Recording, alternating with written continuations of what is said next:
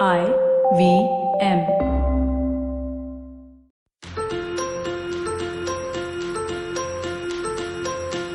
दोस्ती का जिक्र होते ही आपको कौन सा गाना याद आता है? मुझे शोले मूवी का ये दोस्ती हम नहीं तोड़ेंगे ये याद आता है। अब मैं भी क्या करूं, बॉलीवुड में हर ओकेजन के लिए गाने लिखे गए हैं। You just name it and you'll find a song. Anyways, episode शुरू करने के पहले आप सबको बिलेटेड हैप्पी फ्रेंडशिप डे। तो कैसे सेलिब्रेट किया आपने अपना फ्रेंडशिप डे? मुझे याद है स्कूल के दिनों में फ्रेंडशिप डे के पहले दुकानों में फ्रेंडशिप बैंड्स दिखाई देते थे, मगर वक्त के साथ हमें ये समझ में आने लगा कि दोस्ती एक फ्रेंडशिप बैंड पर निर्भर नहीं करती है। आज के डिजिटल वर्ल्ड में सब कुछ इंस्टेंट क्विक होता जा रहा है। हमारी दोस्ती पर भी थोड़ा बहुत इसका असर पड़ा है। आज हमारे पास पहले जैसी लंबी बातें करने का टाइम नहीं है।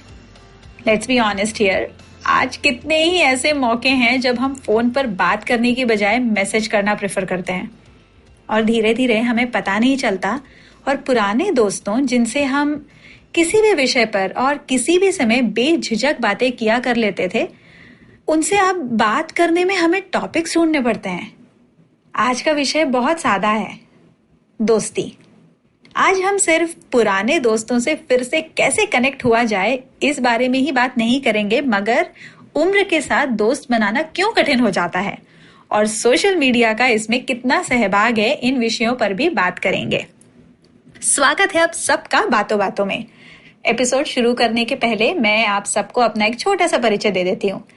मैं अल्पना देव, एक लेखिका, ब्लॉगर और पॉडकास्टर। मेरी वेबसाइट mothersgurukul.com पर आप मेरे लेख पढ़ सकते हैं। कुछ समय पहले मैंने पॉडकास्टिंग की दुनिया में कदम रखा और मैं इस माध्यम को इतना एंजॉय करने लगी कि मैंने पहले इंग्लिश में और अब उसी के साथ साथ हिंदी में भी अपना पॉडकास्ट शुरू किया। आज मैं उसी पॉडकास्ट के माध्यम से आपसे जुड़ रही हूँ और उम्मीद करती हूँ कि आपको ये पसंद आएगा। आप सभी से एक अनुरोध है कि आप अपना फीडबैक, सजेशंस मुझे कमेंट्स के जरिए दें। तो चलिए शुरू करते हैं आज का एपिसोड। सबसे पहले खुद से एक वादा करते हैं, नथिंग बिग, नथिंग कॉम्प्लिकेटेड। वैसे भी दोस्ती ना तो कॉम्प्लिकेटेड होती है और ना ही हमें उसे कॉम्प्लिकेटेड बनाना चाहिए। वादा करते हैं खुद से कि हम अपने दोस्तों को हफ्ते में एक बार, जी हाँ, हफ्ते में एक बार जरूर कॉल करेंगे। उनके बर्थडे पर या किसी भी दूसरे स्पेशल ओकेजन्स पर सिर्फ टेक्स्ट नहीं भेजेंगे। यकीन मानिए, it will make a big difference. अभी हाल ही में मैंने अपनी दोस्त को उसके जन्मदिन पर कॉल किया और यकीन मानिए उसको इतनी खुशी हुई है जानकर कि मुझे उसका बर्थडे याद था। कभी कभी हमें ये समझ नहीं आता कि पुराने दोस्तों से वो पहले जैसा कनेक्शन क्यों नहीं लग रहा है। ये वो दोस्त थे जो हमसे उनकी सारी बातें शेयर करते थे। तो मैं आपको ये बता दूं कि इसकी कोई स्पेशल ट्रिक नहीं है। जाइए, उनसे बात करिए, पुट योर सिंसियर एफर्ट्स। हो सकता है आपके दोस्त भी इसी कश्मकश में होंगे। खुद के दिमाग में कहानियां ना बनने दें। ह्यूमन ब्रेन जो है ना, वो कहानियां बनाने में माहिर होता है, मगर ये कहानियां हमारे दिमाग की इतनी स्पेस ऑक्यूपाई कर लेती हैं कि हम और कुछ सोच ही नहीं पाते। जब हमारी फोन की या लैपटॉप की स्टोरेज स्पेस भरने लगती है तो हम क्या करते हैं? We delete the unnecessary data and free that space, right? बस वैसे ही हमें करना है। अपने दिमाग को सेल्फ मेड स्टोरीज से ना भरने दें, और अगर हम कहानियां बना ही रहे हैं या बनाना चाहते हैं तो अच्छी बनाएं। मैं अचानक इतने दिन के बाद कांटेक्ट करूंगी तो वो पता नहीं मेरे बारे में क्या सोचेगी।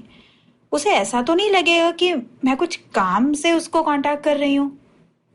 कभी कभी आउट ऑफ द ब्लू पुराने दोस्तों से बात करके बहुत अच्छा लगता है। आप ही की तरह वो भी व्यस्त हैं, तो फिर कैसे अपनी व्यस्तताओं में से उनसे कांटेक्ट बनाए रखें। अपनी बातों का सफर शिकायतों से शुरू ना करें। कहाँ हो आजकल, कोई खबर ही नहीं है, मुझे लगा भूल गई। आपको क्या लगता है, अगर हमसे कोई ऐसे अंदाज में बातें शुरू करेगा हमें अच्छा लगेगा? हमने अगर उनका हाल जानने के लिए बातें शुरू की हैं तो फिर शिकायतें क्यों? और हाँ, be honest about not being in touch. हमें माफी मांगने की जरूरत नहीं है, मगर एटलीस्ट हम अपनी बातों से ये तो कन्वे कर ही सकते हैं ना कि हम वाकई उनके बारे में सोच रहे थे। ये जरूरी नहीं है कि उनको आपके बारे में सारी बातें याद हो। क्या आपको उनके बारे में सब याद है? अब यहाँ पर अपने दिमाग को कहानी ना बनाने दें। देखो, मैंने बात की और उसे मेरे बच्चों के नाम तक याद नहीं है। अब अगली बार मैं खुद से फोन नहीं करूंगी। ये ऐसा सोचना गलत है। अगर आप काफी समय के बाद मिल रहे हैं या बात कर रहे हैं तो अपनी बातें जहां तक हो सके कैजुअल रखें। कभी कभी हमारा स्वभाव काफी फ्रेंडली होता है और इतने समय के बाद दोस्तों से मिलकर we sometimes get carried away. मगर कई बार इस दौरान ऐसे कुछ इंसिडेंसेस हो जाते हैं जिनके कारण हमारे फ्रेंडली दोस्त के स्वभाव में थोड़े बहुत बदलाव आ जाते हैं। तब उस बात की कद्र करते हुए हमें अपने टॉपिक्स ढूंढने चाहिए। ऐसा करने से आपकी अगली मीटिंग के दरवाजे खुल जाते हैं। तो ये हुआ पुराने दोस्तों से एक बार फिर कनेक्ट कैसे किया जाए, इसके बारे में मेरे कुछ सजेशंस का ही है या मेरे थॉट्स का ही है। अब बात करते हैं हमारे दूसरे पार्ट की, जहां एक तरफ हमें लंबे समय बीत जाने के बाद दोस्तों से मिलने में हिचकिचाहट होती है, तो दूसरी तरफ उम्र के साथ नए दोस्त बनाने में थोड़ी दिक्कत भी आती है। मेरे अनुभव से मैं कह सकती हूँ कि दोस्त बनाना उतना कठिन नहीं होता है, मगर जिन सेल्फ मेड स्टोरीज की हमने बात करी वो कहीं ना कहीं हमें नए दोस्त बनाने के आड़े आती हैं। उनका पहले से ही ग्रुप है, पता नहीं वो मुझे अपने में शामिल होने देंगे या नहीं।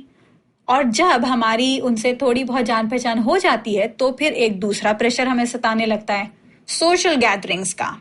पता नहीं मैं उनके जैसी होस्ट बन भी पाऊंगी कि नहीं, पता नहीं उनके ग्रुप में सब कैसे ऑर्गेनाइज करते होंगे। ये कारण मैंने कई बार सुने हैं।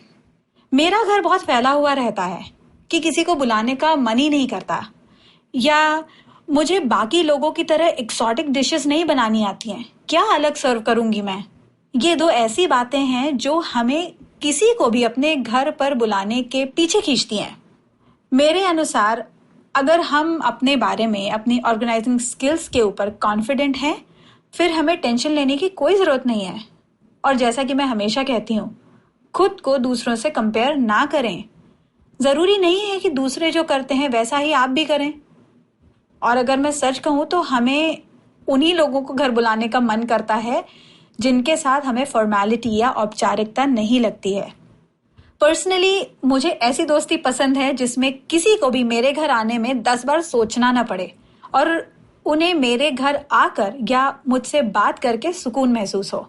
किसी से मिलने के लिए हमें ये सोचने की जरूरत नहीं होनी चाहिए कि हमारे घर का होम डेकोर कैसा है, वो सीजन के अनुसार है कि नहीं, या हमने खाने में स्टार्टर से लेकर डेजर्ट तक कुछ मिस तो नहीं कर दिया। इन शॉर्ट, एक पिंटरेस्ट परफेक्ट गैदरिंग या सोशल मीडिया परफेक्ट पिक्चर ये हमारा गोल नहीं होना चाहिए। तभी मैंने कहा हमारे लोगों से मिलने के तरीके में सोशल मीडिया का बहुत बड़ा सहभाग है। हमें वो इवेंट हुआ नहीं कि उसके पिक्चर पोस्ट करने की जल्दी रहती है और फिर उस पर मेरे लाइक्स और कमेंट से हम ये तय करते हैं कि हमारे दोस्तों को हमारी मेहनत कितनी अच्छी लगी। दोस्ती तो एक बहुत प्यारी सी भावना है, इसको अपेक्षाओं में ना बांधने देना ये हमारे हाथ में है। तो बताइए, आप क्या कहते हैं?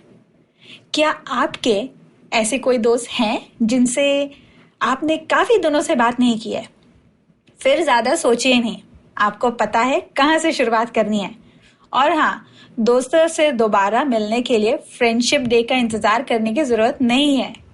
Every morning is a fresh beginning and today is a new day. This is your day of opportunity. इस पॉजिटिविटी के साथ आज का ये एपिसोड यहीं पे एंड करते हैं। अगर आपको ये पॉडकास्ट पसंद आया तो इसे सब्सक्राइब करिए और मुझसे बात करने फिर जरूर आइए। आप मुझे ट्विटर पर alpana_dev ALPANA_DEO, इंस्टाग्राम पर अल्पना बापट ALPANABAPAT और फेसबुक पर मदर्स गुरुकुल के नाम से सर्च कर सकते हैं। और अगर आपको ये शो अच्छा लगा तो IVM पॉडकास्ट के अन्य शोज चेक करना ना भूलें, IVM ऐप पर या IVMpodcast.com पर। आप हमें सोशल मीडिया हैंडल्स पर भी फॉलो कर सकते हैं। हम हैं @IVM Podcast, फेसबुक पर, ट्विटर पर और इंस्टाग्राम पर। तो फिर मिलते हैं जल्दी ही। तब तक के लिए खुश रहिए, स्वस्थ रहिए, मुस्कुराते रहिए। एक बार फिर मैं हूँ अल्पना देव और आप सुन रहे हैं बातों बातों में। Bye bye. I hope you enjoyed that show. I'd like to thank our sponsors this week, Paytm Money. Some really fun guests on the network this week. Cyrus welcomed Dia Mirza to come and have a conversation about all kinds of different things. Danny Morrison was on Edges and Sledges, the cricket podcast. If you haven't heard that, that's always a fun listen. And Rahul Subramanian was on Football Should Fall to grow their ever more exciting list of guests. And it's not just that. Mantra Mugh, the old friend of ours, was on Advertising is Dead. Manu Pillai was on the Filter Coffee podcast. It's been one great guest after the other. And with that, we hope to catch you again next week. नमस्ते, मैं हूँ सौरभ चंद्रा और मैं प्रणय कोटस्थाने। जब महफिल खत्म होते होते दरवाजे के बाहर पुलिया के ऊपर हम दुनिया भर की जटिल समस्याओं को सॉल्व करने में लग जाते हैं तो हो जाती है पुलियाबाजी। अब आजकल के अपार्टमेंट वालों ने तो कभी पुलिया देखी नहीं होगी, पर आप फीलिंग तो समझ ही सकते हैं। तो आइए शामिल हो जाइए हमारी पुलियाबाजी में, जहाँ प्रणय और मैं एक से एक इंटरेस्टिंग टॉपिक्स की तह तक जाएंगे। Artificial intelligence, bitcoin, Pakistan, medical education, currency crisis, कभी हम दोनों के साथ और अक्सर स्पेशल एक्सपर्ट गेस्ट की कंपनी में। सुनिए हमें IVM की वेबसाइट, ऐप या अपने फेवरेट पॉडकास्टिंग प्लेटफॉर्म पर हर दूसरे हफ्ते।